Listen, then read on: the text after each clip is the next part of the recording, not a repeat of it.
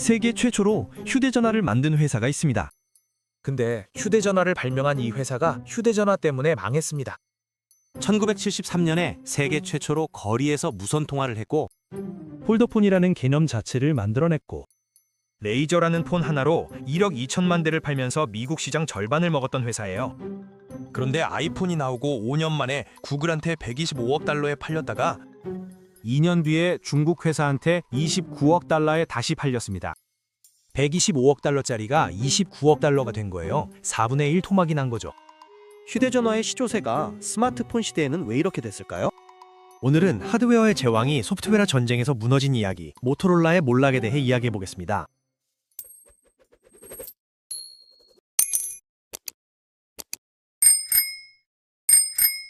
모토로라는 1928년 미국 일리노이주 시카고에서 갤빈 제조사라는 이름으로 출발했습니다.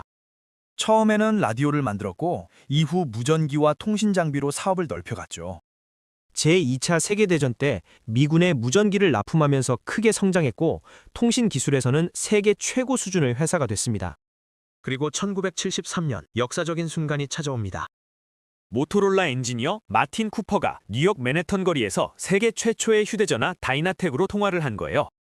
지금 보면 벽돌 같은 모양이었지만 선 없이 거리에서 전화를 한다는 건 당시로서는 SF 영화에서나 나올 법한 일이었습니다. 이 순간이 모바일 통신의 새 장을 연 거예요. 모토로라는 1980년대와 90년대에 자동차 전화, 휴대용 폰, 무전기 등에서 확고한 리더 자리를 지켰고 1998년까지 휴대폰 시장 세계 1위였습니다. 휴대전화 하면 모토로라라는 인식이 굳어졌죠. 1994년에 출시된 스타텍은 지금 봐도 상징적인 제품입니다. 세계 최초로 상용화된 진짜 폴드폰에 가까운 디자인이었거든요. 뚜껑을 열면 통화하고 닫으면 전화가 끊기는 그 직관적인 방식이 스타텍에서 시작됐습니다. 9억 달러 이상의 매출을 올리면서 폴더폰의 원조가 됐고 모토로라를 기술과 디자인의 상징으로 만들었어요. 영화에서 주인공들이 멋지게 폴더폰을 펼쳐서 통화하는 장면 있잖아요. 그 이미지를 만든 게 스타텍이었습니다. 그리고 2004년 모토로라는 또 한 번의 레전드를 만들어냅니다. 초슬림 폴더폰 레이저 V3였어요.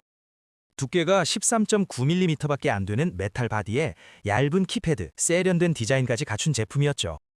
레이저는 전 세계에서 1억 2천만 대 이상 팔리면서 기록적인 히트를 쳤습니다. 한때 미국 휴대폰 시장 점유율이 50%를 넘겼고 글로벌 시장에서도 노키아와 어깨를 나란히 했어요.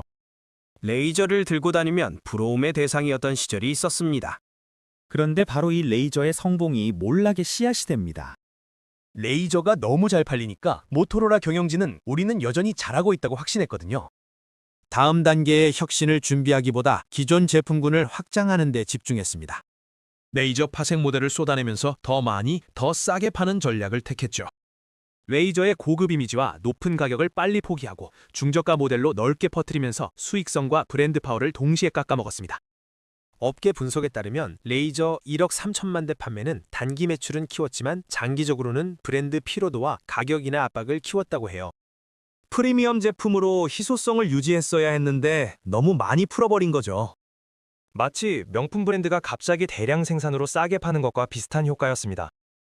한번 무너진 프리미엄 이미지는 다시 세우기가 정말 어렵거든요. 그 사이 시장은 조용히 다음 단계로 넘어가고 있었습니다. 3G 통신망이 도입되면서 모바일 인터넷 시대가 열리고 있었어요. 이메일을 폰으로 확인하고 웹브라우징을 하는 게 점점 중요해지고 있었죠. 노키아는 신비안이라는 운영체제로 스마트폰 실험을 진행하고 있었고 블랙베리는 기업용 이메일 단말기로 인기를 얻고 있었습니다.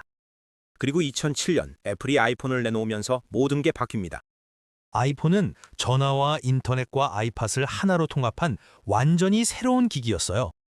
터치스크린으로 조작하고 앱을 설치하고 인터넷을 자유롭게 쓸 수 있는 진짜 스마트 기기였죠.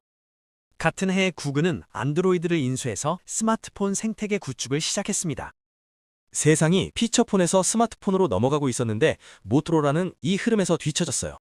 모토로라는 3G 전환과 사용자 친화적인 스마트폰 개발에 늦게 뛰어들었습니다. 자체 운영체제 전략도 애매했고요. 레이저 성공에 지나치게 의존하면서 소프트웨어와 플랫폼 투자보다 하드웨어 변주에 자원을 쏟았죠. 더 얇은 폰, 더 예쁜 폰을 만드는 데 집중했지만 그 폰으로 뭘 할 수 있는지에 대한 고민은 부족했던 거예요. 하드웨어 회사의 전형적인 한계였습니다. 그 결과 2007년에서 9년 사이 모토로라는 총 43억 달러의 손실을 기록합니다. 우리 돈으로 4조 3천억 원이 넘는 돈을 3년 만에 날린 거예요. 이 시기에 노키아와 삼성이 스마트폰과 피처폰 양쪽에서 점유율을 늘리고 애플이 프리미엄 시장을 휩쓸면서 모토로라는 완전히 애매한 위치에 놓였습니다. 프리미엄도 아니고 저가도 아닌 스마트폰도 아니고 피처폰도 아닌 어중간한 상태가 된 거죠. 업계에서는 이 시기를 혁신 중단과 타이밍 실패로 규정합니다. 2011년 모토로라는 사업 구조를 둘로 쪼갭니다. 휴대폰과 모바일 사업은 모토롤라 모빌리티로, 네트워크와 솔루션 사업은 모토롤라 솔루션으로 분리했죠. 핵심인 휴대폰 사업을 따로 떼어낸 건데 이 부문은 이미 심각한 적자를 내고 있었습니다. 분리한다고 해서 적자가 사라지는 게 아니니까요. 그리고 이때 등장하는 게 구글입니다. 2012년 구글은 모토롤라 모빌리티를 12.5억 달러에 인수합니다.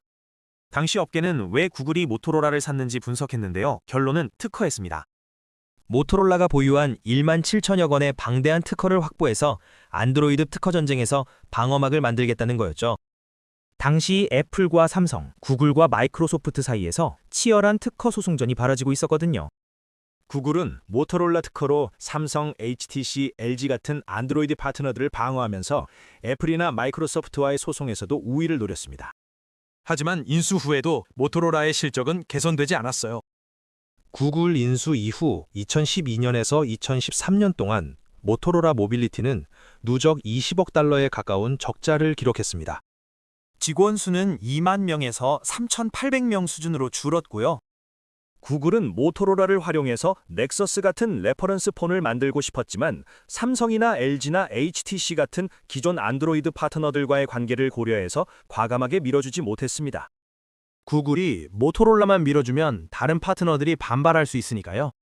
결국 2014년 1월 구글은 모토롤라 모빌리티를 레노버에 29억 1천만 달러에 매각한다고 발표합니다. 2년 전에 125억 달러에 샀던 걸 29억 달러에 판 거예요. 4분의 1 가격입니다. 언론에서는 이걸 구글의 대표적인 M&A 실패라고 평가했죠. 다만 구글은 모토로라 특허 대부분을 그대로 보유했고 안드로이드 생태계 방어용 자산으로 계속 활용했습니다. 어떻게 보면 125억 달러 중에서 특허값만 건지고 나머지는 손절한 셈이에요.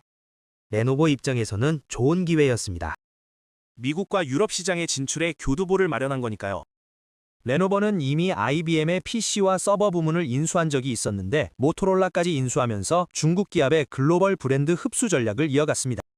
이후 모토로라 브랜드는 주로 모토G나 모토E 같은 중저가 안드로이드 폰 중심으로 재편됐고 일부 시장에서 다시 점유율을 회복하기 시작했어요. 2024년 기준으로 모토로라는 글로벌 스마트폰 시장 점유율 약 3% 수준으로 7위에서 8위권 브랜드입니다. 특히 라틴 아메리카에서 매출의 약 49%가 나오고 북미에서 23%, 인도에서 13% 정도가 나오면서 중저가과 중급형 모델로 꾸준한 성과를 내고 있어요. 2025년에는 접이식 레이저 시리즈로 폴더블 시장에서 삼성과 경쟁하면서 부활을 시도하고 있죠. 하지만 여기서 중요한 건 지금의 모토로라는 이미 레노버 산하의 새로운 모토로라라는 점입니다. 우리가 말하는 모토로라의 몰락은 1973년에 세계 최초 휴대전화를 만들고 스타텍과 레이저로 세상을 바꾸던 그 원조 모토로라가 왜 스마트폰 시대의 주도권을 넘겨줬는지에 대한 이야기예요. 브랜드는 살아있지만 옛 모토로라는 사실상 사라진 거죠. 모토롤라 몰락의 원인을 정리하면 크게 4가지로 나눌 수 있습니다. 가장 먼저 혁신 투자 부족과 피처폰 집착이에요. 레이저가 성공한 이후에도 피처폰 라인업 변주에 자원을 쏟으면서 스마트폰 운영체제나 사용자 인터페이스, 생태계 투자 시기를 놓쳤습니다. 애플은 아이폰과 앱스토어라는 생태계를 만들고 있었고 블랙베리는 이메일 서비스로 차별화하고 있었고 노키아는 신비안으로 스마트폰을 실험하고 있었는데 모토로라는 더 얇은 폴더폰을 만드는 데 집중하고 있었던 거죠. 두 번째는 3G와 데이터 시대에 대한 대응 미흡입니다. 3G 통신망이 확산되면서 모바일 인터넷 수요가 폭발적으로 늘어나고 있었는데 모토로라는 사용자 친화적인 데이터 단말 개발에 뒤처졌어요. 복잡한 사용자 인터페이스, 제한적인 데이터 기능 등으로 경쟁사 대비 매력이 떨어졌습니다. 사람들이 폰으로 인터넷을 하고 싶어 하는데 모토롤라 폰으로는 그게 불편했던 거죠. 세 번째는 브랜드와 가격 전략 실패입니다. 레이저를 프리미엄 이미지로 오래 가져가지보다 빠르게 중저가 시장으로 풀어버리면서 수익성과 희소성을 스스로 깎아먹었어요. 1억 3천만 대를 파는 동안 단기 매출은 올랐지만 브랜드 가치는 떨어졌고 다음 히트작을 만들 여력도 사라졌습니다. 한번 싸게 판 제품은 다시 비싸게 팔기 어렵거든요. 네 번째는 조직과 리더십 혼선입니다. 2000년대 중반 모토로라는 구조조정과 경영진 교체와 사업 분할을 반복하면서 일관된 전략을 유지하지 못했어요. 하드웨어 엔지니어 중심의 문화가 소프트웨어와 서비스 전환을 뒷받침하지 못했다는 평가도 있습니다. 폰을 잘 만드는 건 자신 있었지만 그 폰에 올라갈 소프트웨어를 만드는 건 다른 역량이었거든요. 결국 모토로라는 하드웨어 시대의 제왕이었지만 소프트웨어와 플랫폼과 생태계가 지배하는 스마트폰 시대에는 방향 전환에 실패했습니다. 레이저로 정점을 찍은 후에 그 다음을 준비하지 못한 대가가 43억 달러 손실과 사업 분할과 브랜드 매각이라는 형태로 돌아온 거예요. 1973년에 세계 최초로 휴대전화를 만들고 스타텍으로 폴더폰의 원조가 되고 레이저로 1억 대 이상을 팔면서 미국 시장을 지배했던 회사. 그 회사가 아이폰이 나온 지 5년 만에 구글에 팔리고 2년 뒤에는 4분의 1 가격에 중국 회사로 넘어갔습니다. 휴대전화를 발명한 회사가 스마트폰 시대에는 변방으로 밀려난 거죠.